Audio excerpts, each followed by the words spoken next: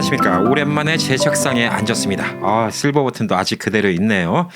제가 이제 월요일부터 도로 뉴스를 해야 되기 때문에 한국에 갔다 와서 조금 시스템을 바꿨습니다. 그래서 오늘은 뭐 마이크 테스트 겸 조명 테스트 겸 해갖고 뭐 이제 또 한국에서 느꼈던 거 이런 것처럼 거 이야기를 하려고 오늘은 그냥 주절절 일요일날 좀 시간이나 같이 보내자고 방송을 켰습니다. 자, 제가 어저께 또 올려드렸던 방송 또 심심한 천국, 그다음에 재밌는 지옥. 이게 사실 제가 만든 얘기는 아닙니다. 많은 분들이 또 리플 보니까 너무 재치 있게 제목 만드셨어요라고 얘기했는데 그 전부터 있었던 얘기입니다. 예, 재미있는 지옥, 심심한 천국이라는 얘기는 한 몇 년 전부터 생겼던 말인 것 같아요. 저도 처음에 들었을 때 무릎을 탁 쳤습니다. 와, 이거 기가 막히네.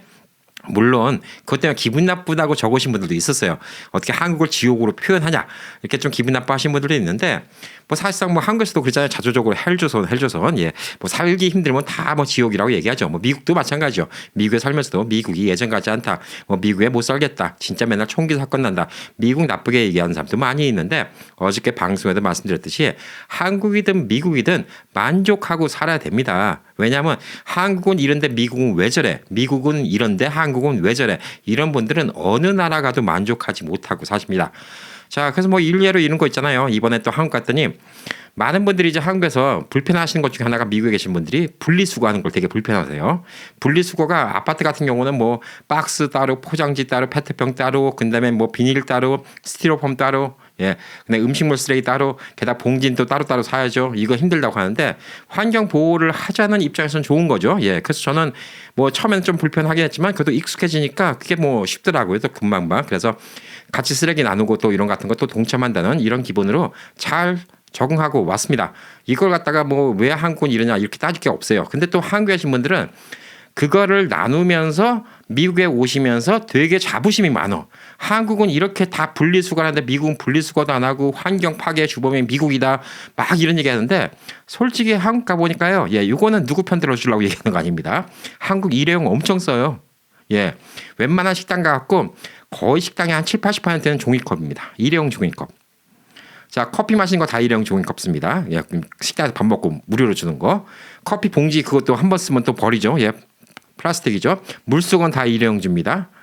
자, 그리고 요즘에 한국 배달 얼마나 많이 시켜 먹습니까? 옛날에는 짜장면 배달 시키면 짜장면 그릇 수거해 갔거든요. 요즘엔 다 일회용을 갖다 줍니다. 치킨 같은 거 시키면 포장 엄청 다 따로따로 패킹돼서 나옵니다. 미국보다 그런 면에서는 환경 오염 훨씬 많이 시켜요. 야, 그러니까 그런 거 갖고 싸우지 않았으면 좋겠어요. 이게 뭐 미국은 미국 시스템이 있고 한국은 한국 시스템이 있는 거지. 미국에 와서 한국은 이렇게 하는데 왜 미국은 이렇게 안 하냐? 환경 파괴 주범이다. 이런 얘기 해도 한국도 이렇게 얘기하면 떳떳할 게 없는 것이고요. 또 반대로 미국도 한국에서 배워야 될 건 또 배워야 됩니다.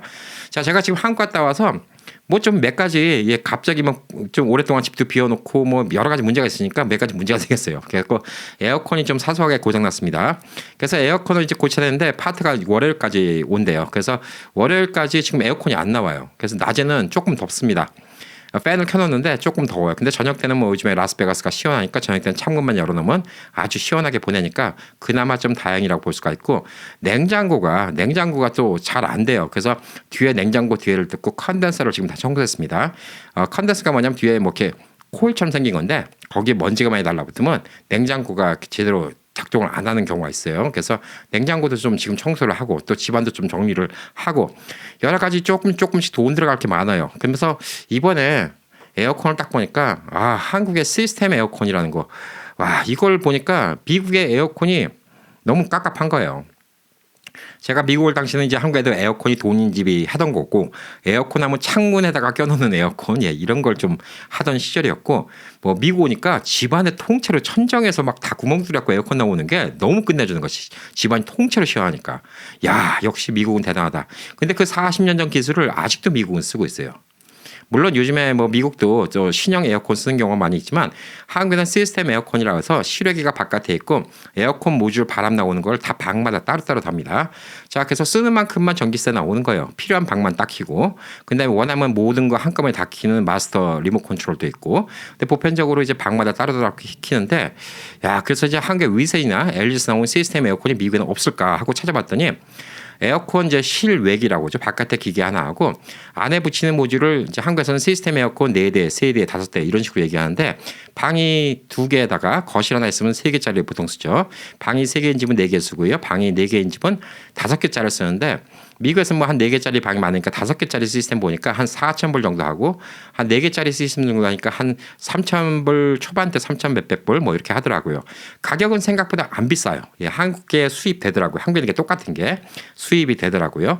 가격은 생각보다 안 비싼데 미국은 인스톨레이션이 그거 만만치 않게 들 것 같아요. 나중에 에어컨 하시는 분 있으면 한번 여쭤볼게요. LG 시스템 같은 거 미국에다 인스톨레이션 하는데 얼마나 들어가나 한번 여쭤보려고 하는데 이게 셀링을 들어가야 되잖아요. 예, 미국은 이 천정에 올라가야 돼요. 그래서 야 이게 좀 인스톨레이션이 좀 돈 좀 많이 들겠다 이런 생각이 좀 듭니다.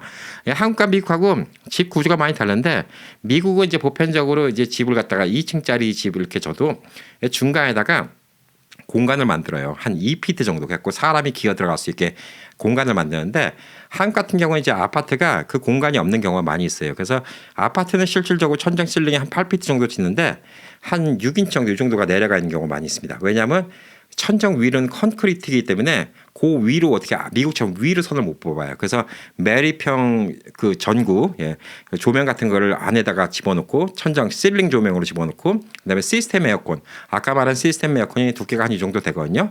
시스템 에어컨 매립하고 올라면 한 6인치 정도로 갖다가 이렇게 천정을 드랍시키니까 실질적으로 좀 천정이 많이 낮아 보입니다. 그럼에도 불구하고 이제 한국이 와 뭐 시스템이 너무 좋아요. 예, 미국에서 못 보는 시스템도 있고 몰딩 같은 거 트림 같은 거는 미국이 아직도 좀 잘하는 집들이 많아요. 그러니까 잘하는 집 표현이 이상하다. 제가 라스베가스에서 있어서 그런지 라스베가스의 호텔 같은 데 가면 최고급 인테리어는 다 있어요. 뭐 저희가 뭐 미국 내에서 돌아다니면서 좋다는 집들 뭐 고급 콘도니 이런 데 많이 가봐도 라스베가스가 거의 인테리어의 끝판왕을 하는 경우가 많이 있어요. 왜냐하면 그만큼 좋은 호텔들이 많이 있으니까. 뭐 여기 스위트룸 같은 데 보면 뭐 인테리어의 뭐 거의 끝판왕이다 이렇게 좀 볼 수가 있는데 그럼에도 불구하고 또 한국이 더 신경 써서 잘하는 부분도 있고요. 그다음에 또 어떤 부분은 한국이 이런 건 아직 좀 촌스럽네 이런 부분도 있는데 다 각자 이유예요. 근데 미국이 뭔가 주는 거는 무조건 1피트가 더 높다는 거, 한국보다 천정이 높다는 거, 거기서 주는 해방감이 좀 되게 크다는 것이고 한국 가서 놀란 게 웬만한 아파트는 물론 도시 소음이 많기 때문에 그렇지만 아파트 창문이 다 이중창이에요. 안에 아르곤 가스 들어가 있는 거, 게다가 자외선 차단해 주는 거, 그거 미국에서는 꽤 고급 집에나 달리는 건데 한국에는 다 그거더라고요. 그러니까 뭐 창문만 닫으면 바깥 소음은 없어요. 그 대신 좀 층간 소음이 좀 있다 이렇게 좀 볼 수가 있는 것이죠. 자, 그래서 한국이나 미국이나 와 보니까 각자 좋은 게 있어요. 근데 각자 나쁜 것만 찾으면 비교만 하기 시작하면 한도 끝도 없어요. 절대 비교만 하지를 마시기 바랍니다. 그 나라 가서 그 나라의 좋은 거를 느끼시기 바랍니다. 제가 이제 어저께도 이제 저희 콘도 주변을 쭉 돌면서 보여드렸는데 한국 같으면 이 정도 안에 그 CU 같은 세븐일레븐 같은 편의점 하나 딱 들어오면 딱 좋거든요. 미국은 못 들어오게 해요. 커머셜은 커머셜, 레지던은 레지던이기 때문에 레지던 안에다가 상업용 가게를 못 들어오게 합니다. 자, 그래서 뭐 미국 법이 그러니까 뭐 어쩔 수가 없죠. 대다수 지역이 그러니까. 그래서 이게 되게 불편한데 차 끌고 나가야 되는 거예요. 근데 이런 단지에 하나 있어도 여기 한 1,000가구 정도 살면 충분히 가게 하나가 되거든요. 분명히. 그럼에도 불구하고 이 미국에서는 이 안에 편의점 같은 게 없다는 거. 이것도 한국이 더 좋은 거, 미국이 더 좋은 거.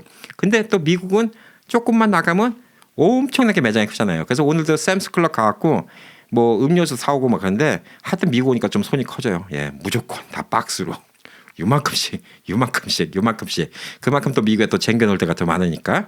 자, 각각의 장단점이 있습니다. 그래서 제일 좋은 인생은 미국과 한국 왔다 갔다 할 수 있는 인생이 제일 좋은 것 같아요. 뭐 양쪽 나라 다 좋은 거 다 즐기고 살 수가 있잖아요. 예, 그래서 사실상 완벽하게 파라다이스는 세상에 어디든 없습니다. 예, 그래서 아까 말한 것처럼 그 재밌는 지옥, 심심한 천국 그 제목이 어느 정도 표현을 하는 것 같은데 그게 조금 틀린 표현이 뭐냐면요. 일을 하는 사람들 얘기예요. 한국에서 먹고 사는 사람들은 지옥일 수가 있어요. 경쟁이 심하고 사람이 많으니까. 그리고 미국 같은 경우에는 이게 주변 삶은 편해요. 근데 심심한 게 뭐냐면 라이프에서 내가 일을 하고 나서도 뭔가 즐길 수 있는 게 주변에 편하게는 없는 거예요. 물론 자연경관이나 이런 같은 거 보러 가는 거는 훨씬 더 좋지만 자 그래서 그 표현은 사실상 완벽히 맞는 건 아닌 게 대다수 우리 시청자들은 은퇴하신 분들이잖아요. 그래서 은퇴하신 분들한테 조금 수정해서 얘기하면요. 예, 돈 있으면 한국도 좋고 돈 있으면 미국도 좋고 예, 돈 있으면 다 천국입니다.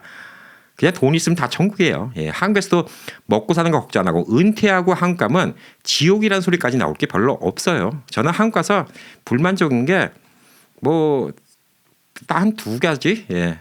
그 너무 사람이 많은 거. 그래서 공기가 안 좋고 밀집돼 있었고 좀 답답한 느낌. 그리고 자동차 매너. 이 딱 두 가지입니다. 그거 빼놓고는 한국이 좋아요. 뭐 날씨야 뭐 한국이 좋다 미국이 좋다 그거는 뭐 사람마다 좀 주관이 다르니까 봄, 여름, 가을, 겨울이 좋은 사람도 있고 1년 내내 따뜻한 곳이 좋은 사람도 있고 뭐 그러니까 그건 좀 다르긴 한데 물론 라스베가스 오니까 몸이 좀 개운해요. 그러니까 연세 드신 분들 좀 관절 같은 거 아프신 분들이 사막 오시면 관절 나는 경우 많이 있거든요. 왜냐하면 여기 건조해서 그래요. 예, 그래서 그런 같은 것도 이점도 있을 수가 있겠지만 보편적으로 뭐 한국은 한 그 두 가지 정도, 예, 이 정도 빼놓으면 괜찮고 미국 같은 경우에는 사실상 이제 그 근린 생활이라고 이제 한국에서 배운 말, 인프라스트럭처 이거 불편한 거 이거 빼놓고는 사실 저는 더 미국이 편해요. 왜냐하면 어디 가서 밥을 먹고 혼자 먹든 이런 눈치 보는 것도 없고 식당 가서 좀 오래 앉았다고 눈치 보는 경우도 별로 없고요. 그다음에 좀 자유롭죠. 남의 시선에 대해서 좀 자유롭고 그다음에 여행 다니기도 편하고 이런 거는 또 미국이 좋아요. 그래서 한국처럼 걸어다니면서 모든 걸 해결할 수 있는 거 이거는 미국에서 느끼기가 힘들죠. 물론 그럴 수 있는 곳이 있긴 있어요. 뭐 LA 다운타운 같은데 시애틀 다운타운 같은데 뉴욕의 맨하탄 같은데 일부 지역이지만 사실 그거는 지역으로 따지면 미국 내에서 1%도 안 되는 지역이에요. 사실상 미국의 대다수는 사실 그러지 못하죠.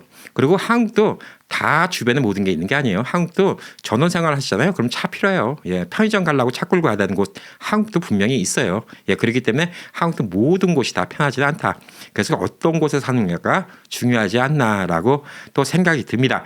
자, 그래서 돈 버는 얘기 이게 사실 이제 은퇴하면 이제 돈을 벌 일이 별로 없는데 돈 버는 거는 사실 은퇴하고도 돈 벌 기회가 있으면 돈 벌면 좋겠다. 이런 생각을 좀 할 수가 있잖아요. 근데 미국이든 한국이든 이 연세 드신 분들이 자영업을 많이 합니다. 자영업을 많이 하는 이유가 취직이 힘들어요. 그러니까 한국은 제 나이만 되더라도 어디 가서 취직할 데 없습니다. 50 넘어서 누가 취직시켜줍니까? 예, 취직할 데가 없어요. 흔히 말하는 무슨 그냥 되게 단순한 일, 예, 이런 거 말고는 취직할 일이 없습니다. 그래서 이제 50 넘은 취직을 못하니까 자영업을 많이 합니다.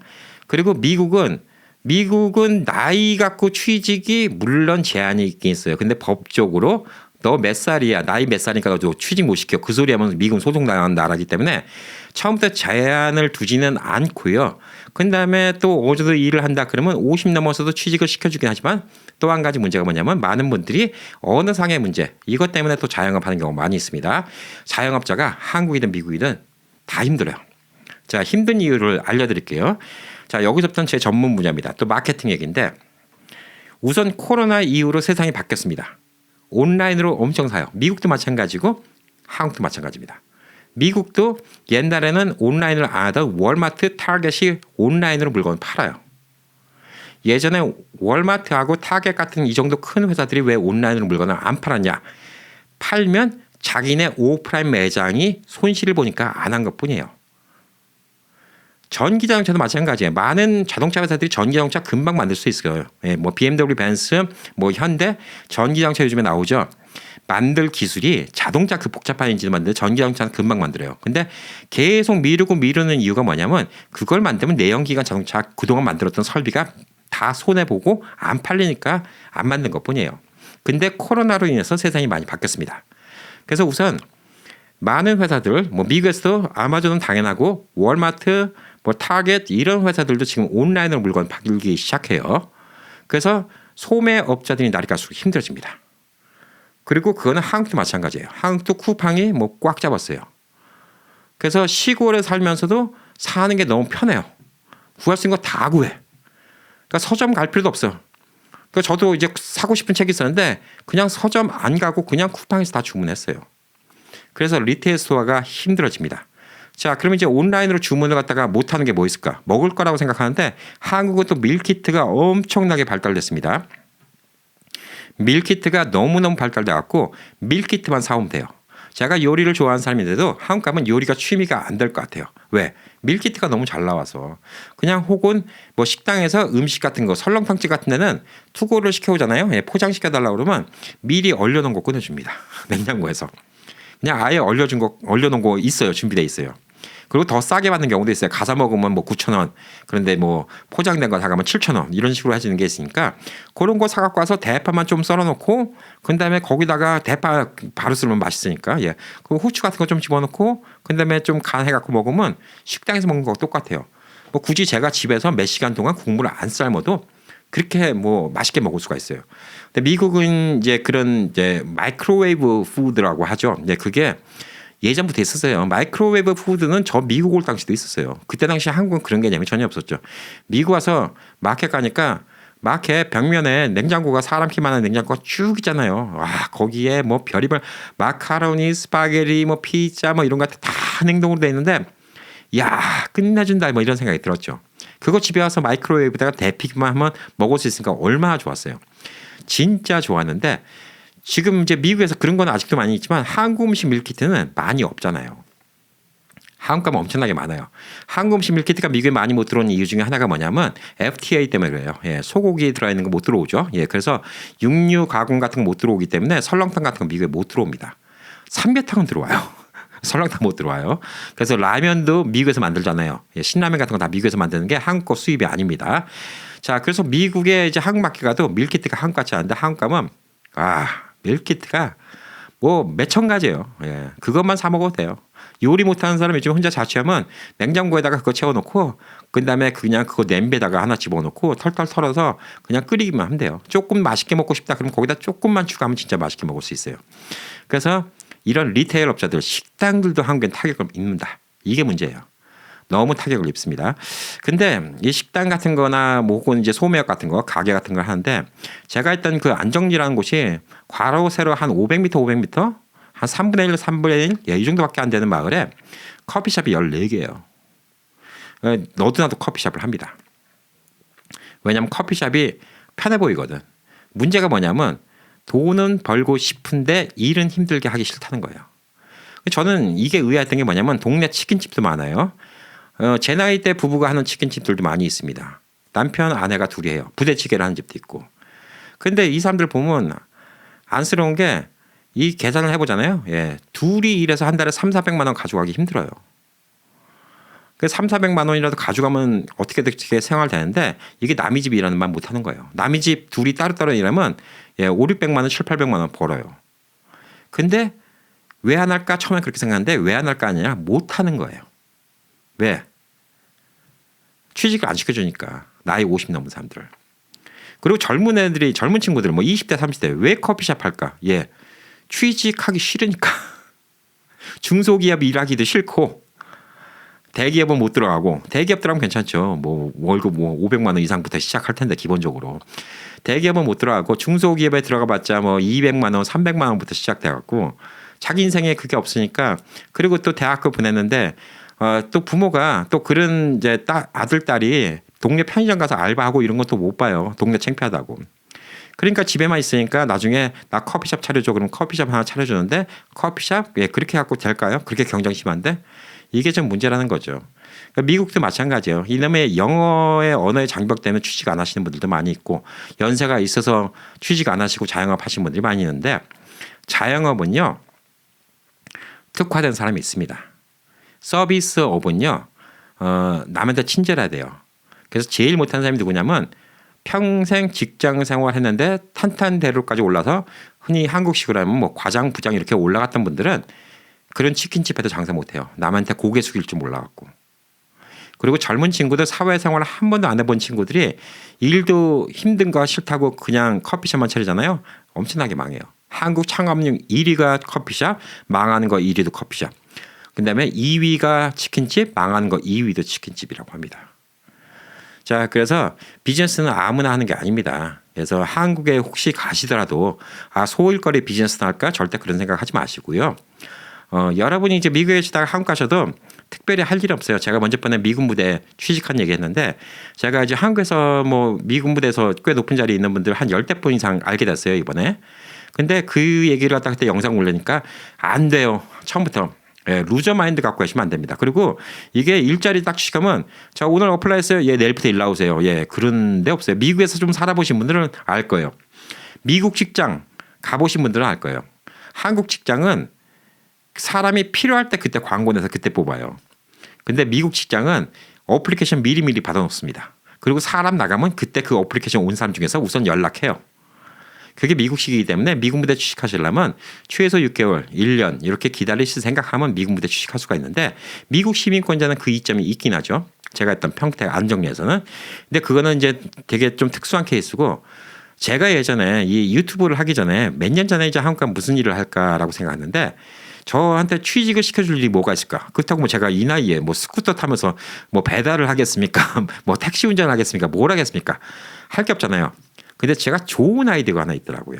뭘 하면 좋겠나라고 생각했더니 강남에 가서 최고급 외제차 딜러 매장에서 세일즈맨으로 일하는 겁니다. 보편적으로 거기는 이렇게 기본급이 적고 이제 판매에 따라서 돈을 받는 거기 때문에 그게 나이가 있다고 해서 거절할 이유가 별로 없어요.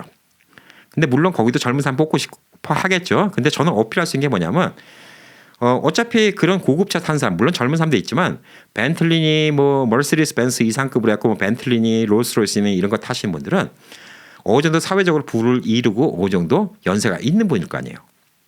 그러면 제가 나이가 좀 있어도 그분들 상대하는데 오히려 더 나을 수가 있고 저는 거기다 어필하고 하려고 했던 게 뭐냐면 내가 미국에서 중학교 때부터 살았다. 난 미국에서 웬만한 차는 다 타봤습니다. 차에 대해서 너무너무 잘하고 전 영어도 잘합니다. 제가 이분들께 얘기하면 차에 대해서 설명도 기가 막히게 할 거고 서비스도 잘할 겁니다. 그런 걸 어필해 주는 거죠. 그래서 그런 차 사시는 분들 위해서 뭐 미국 쪽 얘기도 해드리고 조금만 얘기하면 친절하게 해드리면 괜찮을걸요. 왜냐하면 딱 오셨는데 무슨 차 보러 오셨어요? 예, 예. 그러면 뭐 미스터 노는 뭐 이 차에 대해서 잘하네요. 제가 뭐 미국에서 쭉 살았어요. 그래요? 그러면 뭐 미국에서 언제? 그러면 저 초등고등학교 뭐 그러니까 중학교, 고등학교, 대학교 다 거기서 나왔습니다. 그럼 관심 가질 거 아니에요. 그럼 애들 교육 문제도 물어볼 거고 그런 거 답변도 해주고 자동차 사면 또 자동차 액세서리 같은 거 한국에 없는 거 있잖아요. 예. 그런 거 미국에서 직접 주문도 해주고 뭐 그러면 또 친절해지면 또 소문나면 다 친구들 다 데리고 올 것 같더라고요. 저는 그게 한 40대 중반 때 생각이었는데 그때 한국 가서 강남 가서 저는 외제차 딜러 하면 돈 많이 벌 것 같더라고요. 게다가 또 그렇게 하다 보면 인맥이 많이 생길 거 아니에요.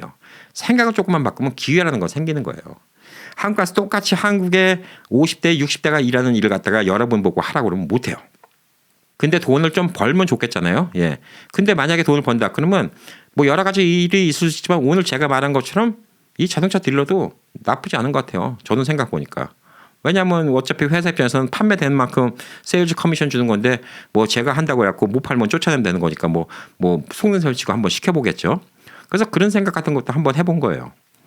그래서 꼭 비즈니스가 모든 능사는 아니라는 거죠. 비즈니스를 하는 사람들이 제가 보니까 실패하는 이유들이 뭐냐면 돈이 없으니까 싼 데를 찾아요. 근데 싼 데는 안 돼요. 안 되니까 싼 거야. 그리고 남이 했다가 망한 곳을 본인이 하겠다고 그래. 근데 그게 남도 망한 걸 본인이 살릴 능력이 되냐고요. 그게 쉽나요? 남들은 바보라서 망했을까요? 그 자리에서? 남들이 망했는데 이거 조건 좋아 주방도 다 있고 뭐하고 내가 인테리어 조금만 뜯어 고치고 내가 여기다가 뭐 치킨집 하면 장사를 될 거야. 예, 남들도 바보 아닙니다. 안 된 집은 안 돼요. 제가 아는 어떤 형님이 있는데 금은방을 하거든요. 수화미트에서 하잖아요. 렌트비를 더 주더라도 항상 수화미 입구에 금은방 자리하고 그 반대쪽 나가는 쪽에 금은방 자리 2개를 합니다. 근데 돈을 더 줘도 그게 손님을 가장 많이 끈다는 거예요. 그걸 아는 거죠. 돈 버는 이유로 아는 거예요. 돈 버는 이유는 생각보다 간단해요. 돈 버는 사람들 쫓아가면 됩니다. 근데 캠피디는 뭐 그렇다고 뭐 엄청나게 부자는 아니잖아요. 예, 제가 말씀드린 건 여러분 1,000만 불 1억 불 부자 만드는 방법은 저도 몰라요. 그거 알면 제가 그렇게 부자가 됐겠죠.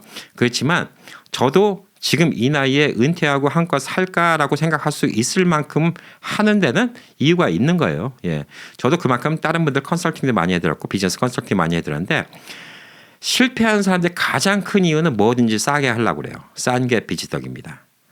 그리고 남들이 망한 곳을 내가 성공시킬 수 있다는 오만함이 있어요.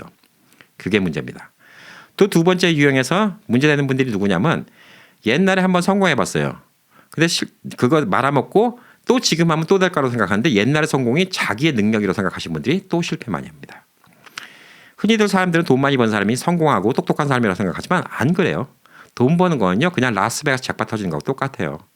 진짜 게으르게 일하는데도 돈 벌릴 땐 벌리고요. 진짜 절실하게 열심히 일해도 돈이 안 벌릴 때 안 벌리는 거예요. 근데 젊었을 때 한번 뭐가 반짝 잘 됐어. 근데 그게 본인의 능력이라고 생각하잖아요. 나중에 50대 60대 또 한 번 사업 벌리다가 나중에 노후 비참하게 보냅니다. 그런 거 많이 봤어요.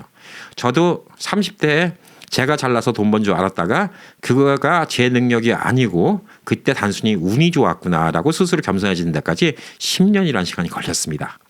그걸 깨닫고 나니까 세상의 이치가 조금씩 보이더라고요. 그리고 남이 탓하는 사람 치고 비즈니스 못합니다. 한국에 이제 백종원 씨 TV에 많이 나오잖아요. 예. 좋게 보는 분들도 있지만 나쁘게 보는 분들도 있어요. 백종원 씨 프랜차이즈가 되게 많아요. 뭐 우리가 아는 홍콩 반점서부터 해갖고 새마을 식당도 있고 한신포차도 있고 백다방도 있고 여러 가지가 있는데 골목 하나의 통째로 백종원 골목이라 할 정도로 몰려 있어요. 그러면 한국의 소상업자들이 밑에 댓글 거는 사람들이 뭐라고 적냐면요. 백종원이 우리 같은 소상공업자들 다 죽인다. 대기업의 힘으로 다 죽인다라고 투덜대요. 그런데 백종원의 프랜차이즈가 들어오는 골목에 여러분의 비즈니스가 있다고 그 얘기는 뭐냐면 적어도 여러분의 몫은 괜찮다는 얘기예요. 제가 있던 안정리 거기는 백종원 가게가 하나도 없어요. 백다방 하나 있어. 홍콩 반찬도 없어요. 그 흔한 홍콩 반찬도 없어요. 안정리 거기는 상권이 완전 죽은 거예요. 근데 그거를 백종원이 안 들어왔어. 그럼 내가 짬뽕집 하면 잘 될까? 아니에요. 동네가 죽은 거예요. 적어도 백종원 그렇게 욕하지만 백종원이 들어올 정도의 골목이니까 되는 골목이라는 거예요. 그러면 내가 대기업이랑 어떻게 이겨? 예, 이기는 건 여러분이 차별화 두면 이길 수 있는 거예요. 뭘 차별화 둘 수 있을까? 프랜차이즈는요. 음식 맛에 한계가 있어요. 그 음식 맛을 능가하든가 서비스가 능가하든가 동네 사람들과 친분이 능가하면 그걸 이길 수 있어요. 근데 백종원이 가게가 없는 동네는 그냥 동네 자체가 상권이 죽은 거야. 제가 봐도 안정리는 뭐 미군들 많이 들어오니까 많이 죽었어요. 미군들 때문에 한국 사람들이 많이 나가니까 한국 가게들이 많이 죽었어요. 근데 거기다가 백종원 뭐 홍콩 반점 없다니까 여기다 내가 짬뽕집 차리면 된다? 아니죠. 그거는. 장사는 되는 데서 해야 돼요. 많은 분들이 그죠. 이제 유튜브는 이제 희망이 없어. 너무나 많은 사람이 다 해. 뭐 유명 연예인들이 다 하는데 맞아요. 예, 유명 연예인들이 다 해요. 저도 자괴감 들 때 있어요. 예, 최양락 씨 유튜브 만들 때는 일주일 만에 제 구독자 수를 능가하더라고요. 당연히 그렇지. 그분이 쌓은 게 있는데. 근데 그게 왜 억울해요?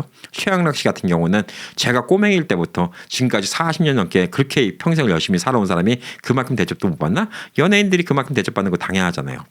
어떤 젊은 아가씨가 이뻐. 유튜브인데 금방 잘 돼. 억울해요? 뭐 여자로 태어났는데 뭐 나는 그렇게 이쁘지 않은데 뭐 어떡할 거야.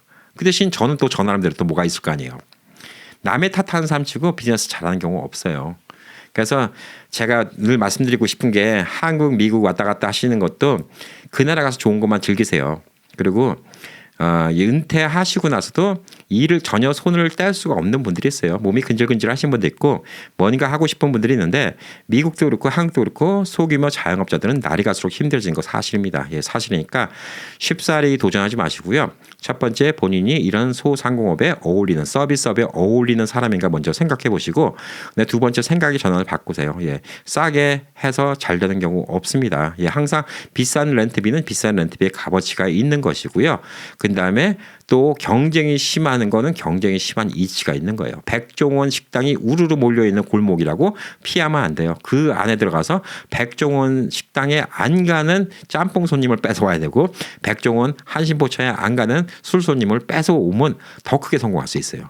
근데 그런 경쟁을 무서워한다. 그러면 아무것도 못하는 거죠.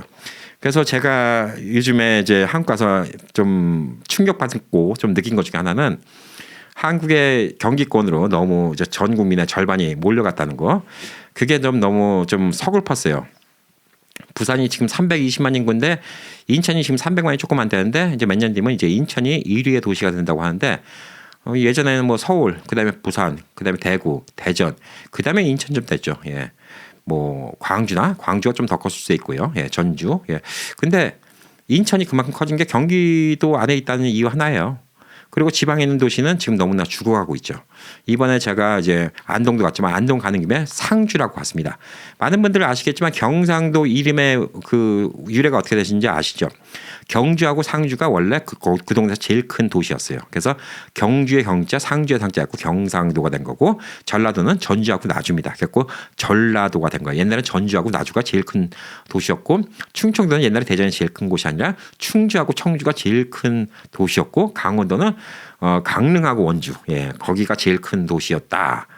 그래서 이름이 그렇게 됐다. 제주도는 그게 아니고 경기도도 그건 아니라고 알고 있는데, 그렇게 할 정도로 상주라는 곳이 큰데, 지금 상주가 어딘지 아시는 분들도 적을걸요. 근데 상주가 지금 상주시인데 시의 지위를 뺏기게 생길 수도 있대요. 왜냐하면 인구가 9만 명대로 내려갔대요. 10만 명 미치면 시로 원래 쳐주면 안 된대요. 예, 그래서 9만 명대로 내려갔다는데, 그게 이제 예전에 조선시대 때는 한국에서 제일 사람이 많은 도시가 상주였다고 합니다. 지금 9만 명밖에 없어요. 근데 이 유튜브도 제가 12만 7천, 8천, 예, 이 숫자가 와, 한국의 도시 하나 숫자를 넘어가는 거니까, 한국의 기준으로 시 단위는 넘어갔더라고요, 제가.